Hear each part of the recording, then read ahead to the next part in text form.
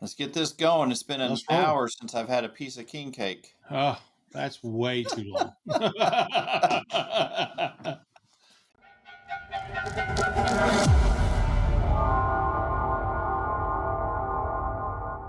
Welcome back, sports fans, as we get one day closer to March Madness. We've seen little glimpses of it, a last second shot in the Tennessee game Oh, this yeah, weekend, Vanderbilt hitting a big shot to send the game to overtime. It's already brewing and it's just going to get better. But before we talk absolutely. about it, Darren, I got one thing to say to you. I'm listening. Laissez les bon temps rouler.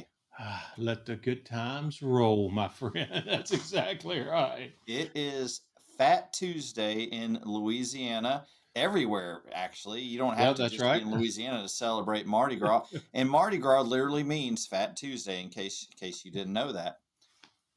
Well, it's Fat Tuesday everywhere, but Mardi Gras or Louisiana is the only place that shuts down like it's Christmas because it's Fat Tuesday.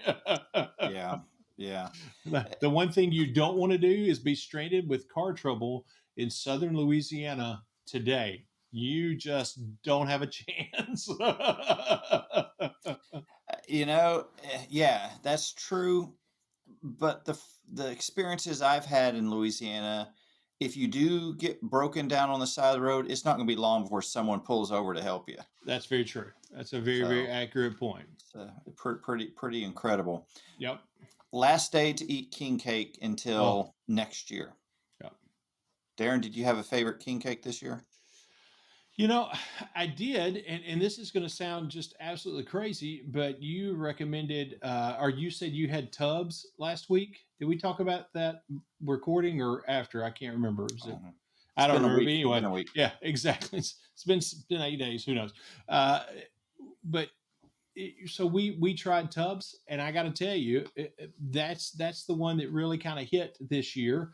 Of course, if we're going to talk about king cake, I still can't believe I was in New Orleans and didn't come back with either Haydels or Gambinos. My mind is still blown that we didn't do that when we were in New Orleans because that would have definitely been the favorite. But Tubbs is a very local Bossier City thing. They have good cakes. It was good. Now we just went with traditional cream cheese. Honestly, I think the pecan praline that you recommended from somewhere else. I asked about it. They also have it, but apparently it's very popular, and it was gone. So, but it was a good one. How about you? What was your favorite? Yeah, it's every year it's new experiences, and Yep. you mentioned the great bakeries in New Orleans that kind of set the standard for king cakes. Another one I would throw in there would be Randazzo's Oh yeah. fabulous king cakes. Yep. Yep. Up here, I really liked Lila's this year. I had one from Caluda's. I think that's also connected to New Orleans. Yeah. I think you're Um, right. Gambino, of course, I had one of those. Uh, the one that really stuck out to me, we have another bakery up here. Louders had Yeah. one from Louders that Oh, was they good, always have good. Yep. right? But so today I was like, I'm going out to get one final king cake, and I told the people, the staff I work with, that I every week in February, a different staff person has brought a king cake. Nice. I said, I'm going to bring a king cake. And I told them what bakery I thought I was going to go to.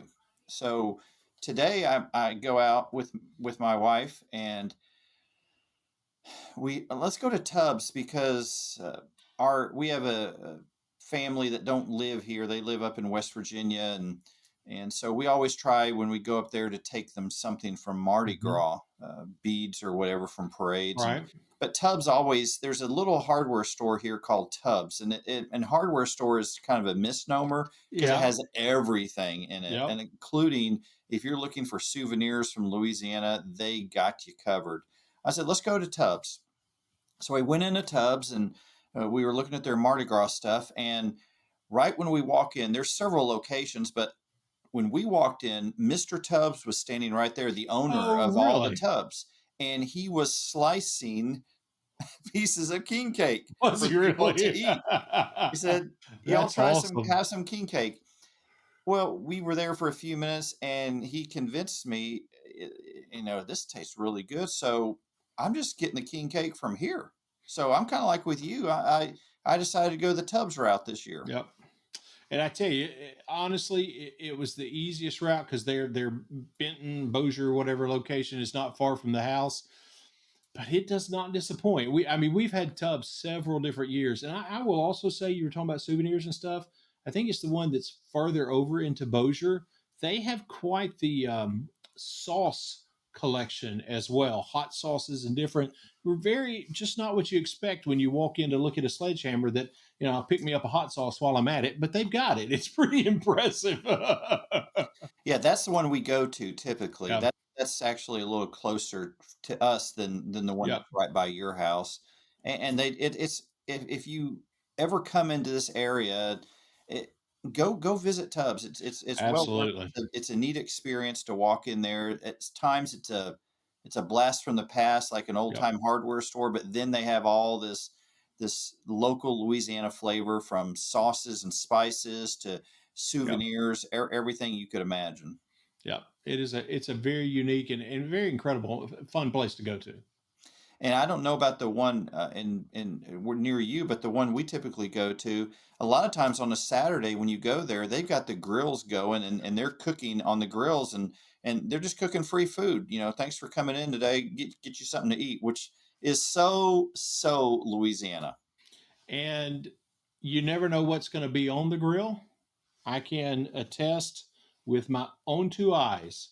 I have seen the grill smoking, thought, hmm, what is that? Watched Mhm. the grill top be opened and saw a full gator stretched out on that bad boy. So you never know.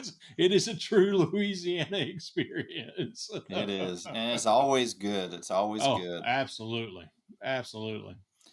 So let's get into. We could talk about food all day long Yeah. because they say food is the love language of the South. It definitely is the love language of Louisiana. If you go anywhere and you leave hungry, it's your fault It's on because you. That's someone's going to right. offer you something to eat. That's exactly right. Let's talk about SEC women's basketball before we digress too much. Before we get too far out. Before we find ourselves on the road down to New Orleans to get something to eat. Exactly. So currently, SEC women, Texas number one, South Carolina and number five. They finish as the co-regular season champions in the SEC. So congratulations to them. LSU, a disappointing final regular season game loss, Oof. honoring the That seniors was, at home, up by 13, below a 13-point lead, lose yep. to Ole Miss, second loss in a row. I'm a little concerned about the Tigers, but we'll talk Yep. about that a little later, maybe. They're number nine. Kentucky, which I thought played South Carolina Yeah. pretty well. They gave them a Agree. competitive game. I like what Kenny Brooks is doing with the Kentucky Mhm. women's team. They're at number 12. Yep. Tennessee, a shocking loss to Georgia at Yeah. home. Tough loss. That Yep. caught everybody by Yep. surprise. And then Alabama, which upset LSU and then went to Norman, I believe, and got beat by the Sooners. Yep. So the topsy turvy SEC. The only teams here, Darren, that I'm looking at that I feel really confident heading into the big tournament, March Madness for the women, is Texas and South Carolina. Yeah, absolutely. And is it too much to say? And you could flip a coin to decide which one's going to do Oh, well? Is it? well played, my friend. You are still on that sugar high from king cake. Exactly. I mean, SEC office, a third tiebreaker where you just look at overall record, got to be a better idea than a coin toss. Just throwing it out there. I mean, there's got to be a way to figure out more than two tiebreakers. Just saying. Just wanted to throw that in. It was kind of dramatic, They kept saying It they show a was. picture of Commissioner Sankey there with the coin. When we come back, the coin Yeah. flip. And ESPN was doing there was it the SEC network that was doing the countdown to the coin. Yeah, I give them credit. If you're going to go all in. Don't half do it. I mean, it felt very dramatic. I will say that. I like that scene in Friday Night Lights where they do the coin flip to see who's going to the playoffs. Oh yeah, Remember that's that? right. Yeah, absolutely. So I half expected it to see Billy Bob Thornton playing the role of Commissioner Sankey. exactly. I was about to say the only thing missing was Billy Bob Thornton, but He's in the oil business now, right? yeah, So, that's right. He's an oil man. That's exactly right. but I do, and we can't underestimate the job that Don Staley does every year with Oh, South Carolina. They absolutely. had some bumps in the road. They played a really tough Texas team at Yep. Texas. Yep. Then they got shocked by UConn, which is no slouch at all. But No. overall, this South Carolina team is pretty steady. Texas, I have questions about how they're going to do on the road. I think it's Yeah. they're solid at home, but what happens when they go on the road? LSU, I'm flummoxed about. I really am. Yeah. I know they don't have Flau'jae Johnson and probably won't throughout the SEC tournament while they rest her, but they've got the players, they've got the Yeah. roster, and losing to Alabama the way they did, and Flau'jae was played in that game, and then losing at home to Ole Miss on Senior Day, On senior day. that's a shocker. I'm very concerned about this LSU team. They tend to go through stretches where they don't score anything or they get out Yeah. rebounded. I'm just not sure what to think about them. Kentucky, I like this Kentucky team, but boy, their size worked against them when it came to South Carolina because you had Yeah. some of their bigger girls guarding some of the wing players for South Carolina, and they just blew past them. Yeah. Um, OU, I'm not sure. I think they're going to be in the mix of things. Tennessee is a little concerning too. That they've had some bumps in the road to end the season. Yeah. I think LSU. The thing that scares me is to kind of reiterate what you said. You those if you have those consistent kind of errors, whether they be mental or lack of focus, lack of concentration, I don't think you could ever say lack of effort or a hustle, but just those kind of those mental breakdowns, where it be focus, concentration, whatever. Your concern has to be, well, when the pressure really gets turned up and you're in the SEC tournament and then you're in the NCAA tournament, what's that going to look like? Because that's the pressure cooker creates even more of those things. That's when things have the tendency to sometimes fall apart if it's there, and has happened before. So that really concerns me about this LSU team, and I think this Tennessee team has been incredible. They have definitely played up from where they were last year, but I have some of those same concerns as we get deeper into the pressure cooker. What are they going to look like? I have a concern for them having an early exit from both tournaments. I don't know for sure that it's going to happen, but for some reason I'm just kind of seeing and feeling that a little bit from this Tennessee team right now. Obviously they've got a much better seeding and place in the tournament, which we'll talk about that. The SEC tournament, we'll talk about that in a little bit. But I have some concerns with this team that could happen, um, and Yeah. I think that's something that Tennessee fans probably are already, I'm sure, are already aware of. Well, they went to Lexington, and it was the biggest defeat they've ever had against Yeah, Kentucky. Uh, exactly. and Kentucky just controlled that game from start to finish. That Yep. was not a good Yep. sign. And then dropping No. against Georgia, I kind of put Tennessee in the same boat as LSU right now. The loss to Yeah. Alabama, the loss to Ole Miss. These are two squads that you do not want to be going into the postseason on losing streaks. That's Exactly. never a good sign. Yep. That's exactly right. Great point.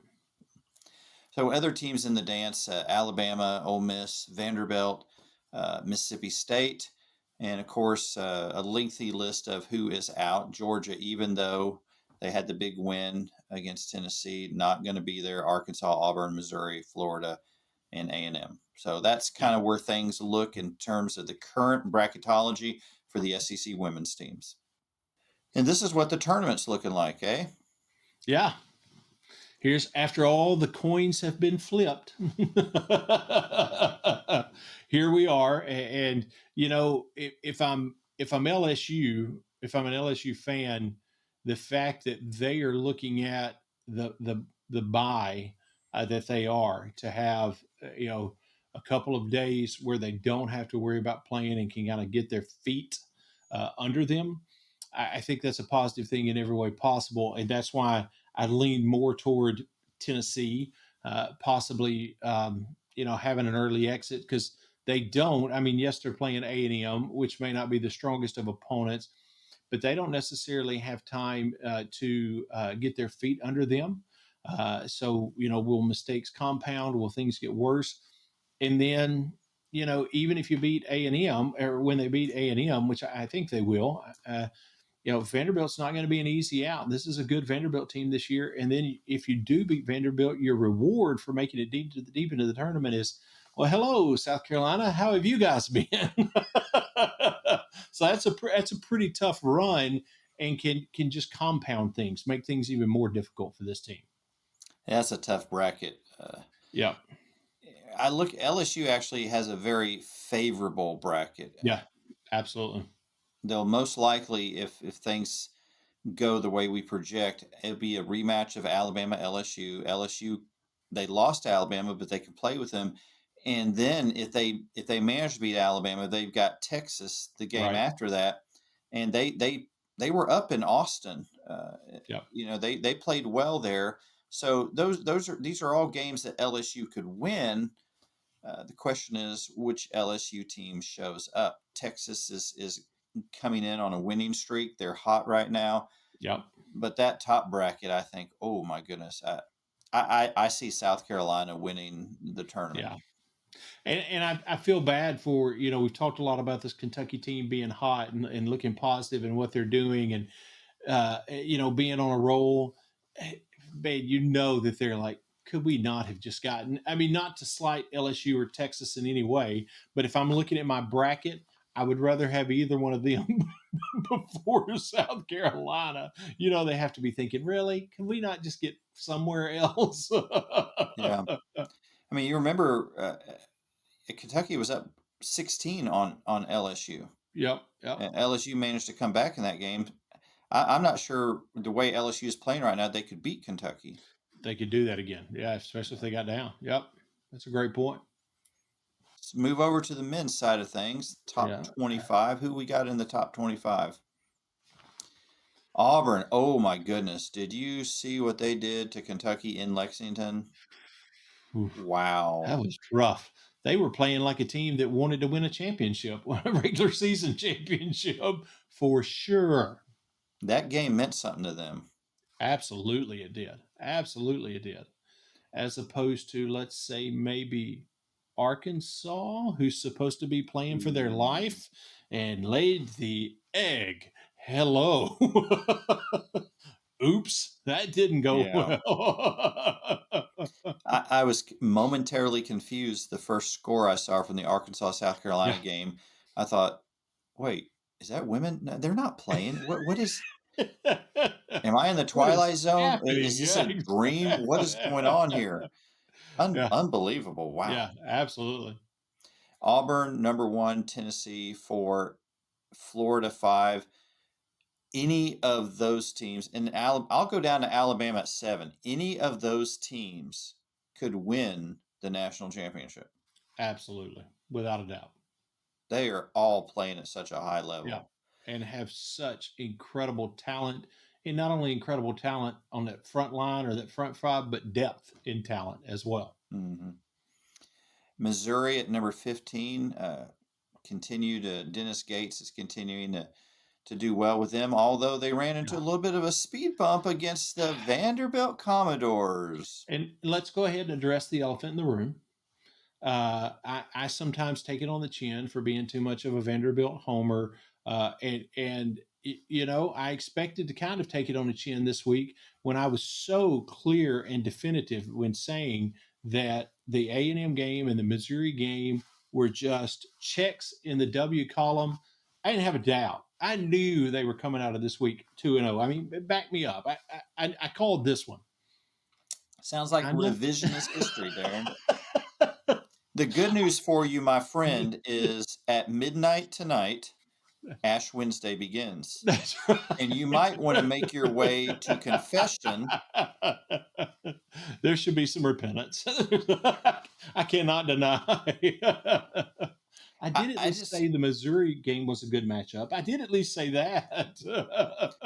I'd like someone to do a study on the psyche of Vanderbilt fans So I could better understand you, Darren, that you're so, oh, no, they're going to lose. They don't have a chance. They're done. The psyche of Vanderbilt fans, nobody wants in that rabbit hole. you, will, you will not get anybody to do that study. I guarantee.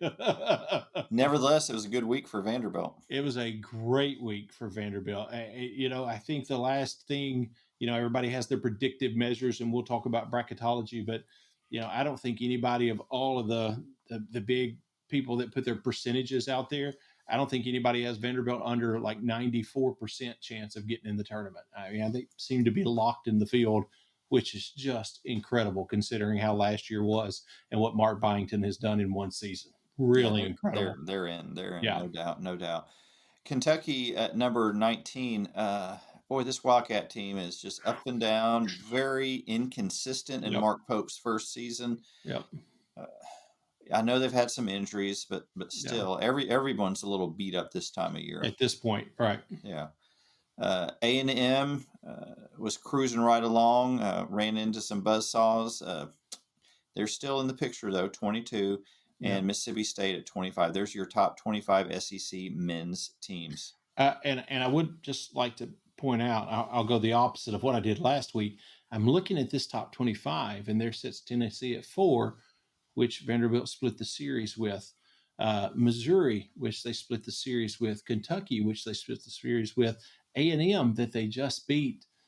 Yet there's no Vanderbilt in the top 25. Just throwing it out there. Just for your consideration. Just throwing it out there. So you're hot, and then you're cold. You're one extreme. What is it? Is Vanderbilt going to lose all their games, or do they belong in the top 25? Which is it? Pick a side, Darren. Pick a side. When they prove everybody wrong, including me, I'll fight the fight for them to be in the top 25. My goodness, my poor friend. Let's delve into bracketology. Auburn, we mentioned Tennessee, both projected to be 1 seeds, and rightfully so. Look at the 2 seeds: Alabama, Florida, Kentucky at a 3. That might be a little high for the Agree. way this Kentucky team is playing. Yeah. A&M is also projected as a 3rd seed. Not sure about that one. Yeah, both of those teams have to use the tournament to get some things worked out. They have to do that because they're definitely trending in the wrong direction right now. That's not the way you want to go into March Madness. No, Ouch. not at all. Missouri hanging pretty tough. Ole Miss, Mississippi State, Vanderbilt, Georgia. Look at Georgia. They're now in the dance after that big win. From out to in, not even last 4 in, from out to in. So they obviously had a good week too. The Hogs, they're on the last 4 in, but they're on life support. Yeah, absolutely. They actually have to play like their lives depend on it this time, maybe.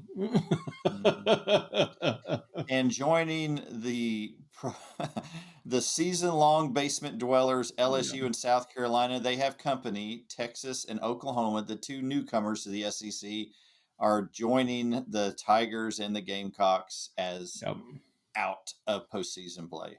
Out of this, they'd have to win the SEC tournament. Yeah, and I will say, well, for 2 things. Number one, we talked every week about using Lenardi or net rankings and stuff.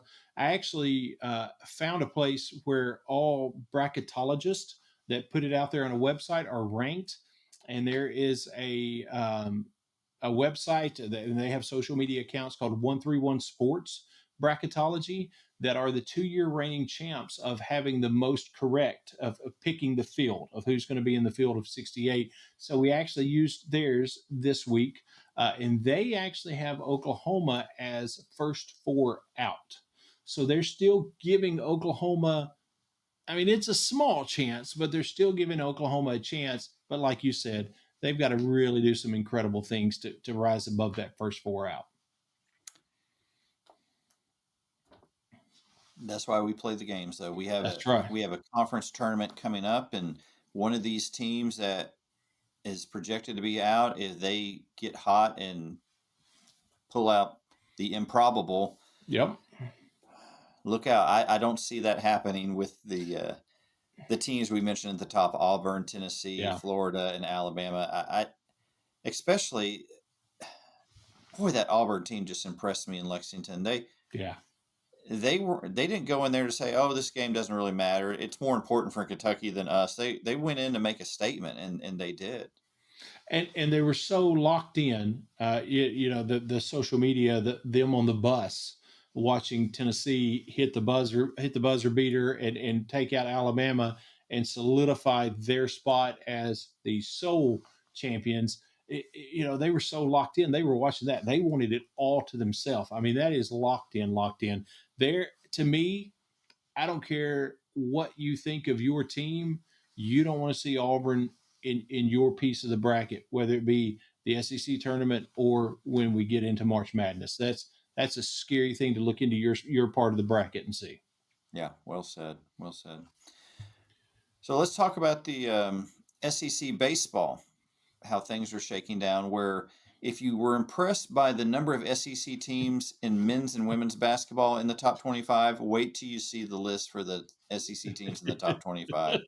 Maybe we should talk first about who's not in the top 25. It's an easier, quicker conversation. There's a total of four not currently in the top 25. And please, if I miss one or say it incorrectly, help me out here. We've got Missouri, South Carolina, Auburn, and who am I forgetting? Oh, it's only three. You You know, slipped my Darren, mind. if we were an Ivy League podcast, that would not have happened. Okay, obviously, So there are three. the That's struggle is real. that's right. That's exactly right. And here's the crazy thing: you got South, like we said, you got South Carolina, Auburn, and Missouri that are on the outside of the top 25. But when you look at the way they do the SEC standings, just strictly based off record, Auburn is sitting there as one of the top five teams in the conference because they only have one loss. And they're still not in the top 25. They are right up there with Georgia, with Florida. We still have three unbeatens with Alabama, Oklahoma, and Tennessee, but they're sitting there as a one loss team outside of the top 25. Mhm. And they've got some impressive players doing some incredible things. They got a couple of infielders that are hot in the batter's box right now. I think they're going to start to garner more attention, and we'll see what that shakes out. Would it not be insane to have 14 of the top 25 be SEC teams by the time we get to conference play, which is just a weekend or so away? But would that not be insane? Yeah, yeah. A great showing for the SEC. I enjoyed Yep. watching, some of LSU in a tournament over in Frisco Yep. this weekend. Isn't it great when your team goes someplace out of state and it's obvious the crowd is mostly LSU fans and Yeah. That's everyone starts awesome. singing "Calling Baton Rouge." Those are beautiful moments. Uh, Fantastic. I do want to clarify to our viewers, our listeners, why we have trouble with math sometimes. I'm listening. It has to do with Mardi Gras, believe it or not. There's a tie-in. Okay. So I'm so used to saying when my wife says, "How many pieces of king cake did you have today?" I say three when I've really had four. So I carried that over, Darren, and I was no help to you at all. So I'm sorry, and I will join you in confession tomorrow or midnight Ash Wednesday. I guess we can go meet the priest at midnight That's right. on the bridge, uh, the See, Huey Long Bridge. I don't even do math. When my wife says how much king cake have you had, I say one. She assumes it's one piece, but really it's one king cake that Oh, that, I that is absolutely brilliant. I've Brilliant. just had one, just one. I bet people at Ivy League schools do not think about that kind of See, logic. there you go. That is not Ivy League thinking. That is SEC thinking. That's what that is. I like it. Hmm. Well done, my friend.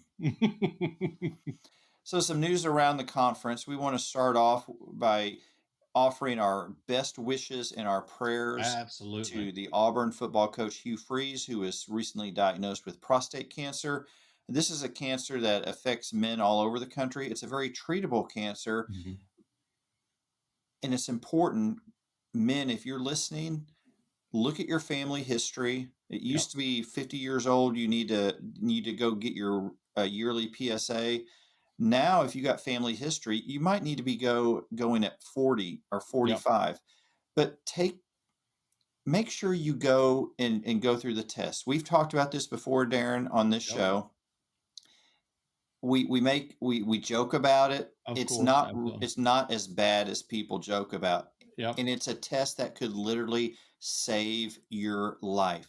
So if you don't go to your urologist and get this test done, please, please, would you go? If you're of that age, if you have any risk factors, please go do this. And it's the only test you can take that it's okay to sleep through. I mean, you can't beat that. Yeah. And We're talking going about to a what? colonoscopy. Oh, that's right, not the You PSA. don't You're sleep right. through a PSA. No, sorry. I want Yeah. if you did, I want to know how you slept through that. Yeah, different test. Sorry, I was thinking colonoscopy. But going Did back the to what doctor you're have saying, gloves warmed up beforehand? I mean, how did that work for you, man? I can sleep anywhere. I don't know what to no. But to go to what you were saying, Hugh Freeze, one of the distinction or one of the things they've talked about quite a bit is this is a very early stage, very treatable, fantastic prognosis right now because he was doing the very things you just talked about, and it was called early. So enormously important. Yeah, and it's one of those things you may think you're completely healthy. There may be no signs, but you Exactly. still go get the test done. Stay on top of it. Exactly. So Exactly. we wish the best. Our prayers are with Coach Freeze in this particular treatment. We also have some news about a possible penalty for faking injuries on the field. And Darren, I'm looking at the graphic on the screen. Is that Coach Lane Kiffin?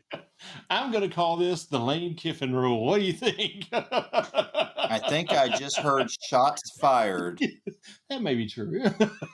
Does Vanderbilt play Ole Miss coming up this season? No, actually, they took Ole Miss off the schedule. When all the changes happened. But Oh, that was a long time rivalry. That was our East West rivalry. So maybe that's where that comes from a little bit. nothing to worry about this year. No, not this You- year. You're a brave man. You're a brave man. So the Lane Kiffin rule that has been proposed says if medical staff has to attend to a player after the ball has been spotted, you will be charged a timeout. If you do not have any timeouts, then you will be given a 5 yard delay of game penalty. So that's the proposed rule. So basically, the ball is set, then all of a sudden, your quarterback turns around and waves at a guy and he hits the ground, Lane Kiffin. That if that happens, it will cost you a timeout or a 5 yard penalty if you don't have any timeouts. So, we've talked about this quite a bit, especially during season. And how do you legislate this? What do you do? Obviously, something needs to happen. How do you approach it? On the surface, just looking at it from a surface value, this seems to be a pretty good response. It seems pretty reasonable. Because if a guy gets hurt in the previous play, then he's going to go down when he gets hurt. And if it's some kind of reaction, if it's a stinger for something, he can get off the field and not have to be attended to on the field. So it seems to be a pretty reasonable approach to it, which is surprising, but it seems to be a pretty reasonable approach to it, at least right now on the surface level. Of course, this is just proposed. Nothing has been voted on yet. I think it'll be in a couple of months before the final vote takes place, but pretty interesting It's a good approach. idea. It's a good Yeah. idea. I want to say to our Ole Miss fans, I was not a part of this unprovoked verbal assault on your head coach. Darren obviously has some things to work through, It could be true. but Coach Kiffin, I'm not a part of this. Okay, And really, Darren, what happened last year was teams always look for strategic advantages. absolutely. And so Absolutely. there's not a rule against it. We've talked about this before, the Mhm. difference. Okay, there's not a rule, but what is it ethical? And we talked about that. And Yep. sometimes in the field of competition, that line gets blurred. And Yeah. And I think the rule that you were just talking about will help mitigate that. Yes, I agree completely. And Ole Miss fans, let me say, using everything you can to your strategic advantage, I'm okay with releasing the squirrel. I don't have a problem with that. It's faking injuries that I have a problem with. Release the squirrel. It's entertaining. People enjoy it. It gives us something to talk about. But stop faking the injuries. Just saying. If by chance you are an Ole Miss fan and you are watching or listening to the show, please, please post a comment about Darren. And Don't be insulting, but I got your back here, okay? end it with hashtag release the squirrel. That's what I'm saying. You will not let this go. You won't let this go. What is I'm just going on? saying. What happened to you? I haven't seen this side of you before. I think hashtag release the squirrel might be my new favorite hashtag on Twitter during season. I think I like that. Let's move on to some good news. We do want to mention Missouri men's basketball has become the Yes, only team in SEC history to win 10 or more conference games after losing every game the season before. What a great turnaround for Dennis Gates and the Missouri Tigers basketball program. absolutely. You have to give them all the props in the world, and Dennis Gates as the head of the ship. Getting this thing turned around and leading the turnaround. You got to give them all the props in the world. Good for them. That's an awesome thing to see. Yeah, absolutely. Yep, Speaking of awesome, would you hit the like button, the subscribe button? Would you tell other people about the show? It means a lot to Darren and I. We love the fact that absolutely, you're here and you're listening. We really love it when you give us feedback. So please do that. We're getting ready to get into a very exciting time of the absolutely. season with March Madness, and we'd love to hear from you as we move forward talking more and more about SEC basketball. New episodes come out every Tuesday. So hit that subscribe button, tell a friend, follow us on social media. And until next week, be sure to take care. Have a great week.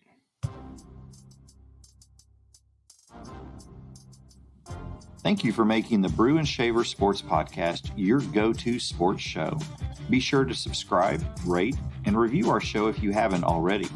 Your feedback is so important. Let us know what you think about this week's show.